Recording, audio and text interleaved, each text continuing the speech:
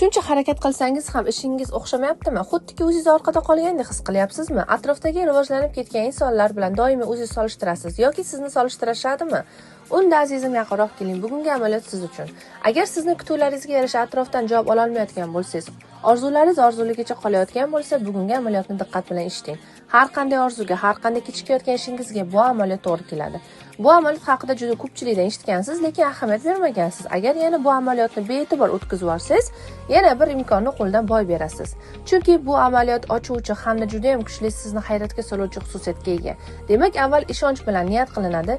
Kimdir farzand talabida bo'lishi mumkin, yana kimdir qarzi bo'lishi mumkin. Hammani har xil ehtiyoji bor. 7 kun davomida bir kunda 70 marotaba Fotiha surasini niyat bilan boshlaysiz va 70 marotaba Fotiha surasini o'qib bo'lganingizdan keyin qo'lingizni ochib avvalo Allohga yuzlanasiz. Keyin esa payg'ambarimizga va ularning oilalariga salovat aytasiz hamda ota-onangizni duo qilasiz. Undan keyin esa niyat qilinadi. Aynan qaysi ehtiyojingiz uchun ushbu amaliyotni boshladingiz. Allohdan ishonch bilan so'rab duoni tugatasiz. 7-kun oxirida shukr namozi o'qiladi. Bu amaliyot juda mo'jizaga boy. Siz kutmagan holatda Allohning mo'jizasiga o'zingiz guvohi bo'lasiz. Ogohlantirish, sizda ushbu amaliyot davomida ichki ketishi, qayt qilish holatlari bo'lishi mumkin.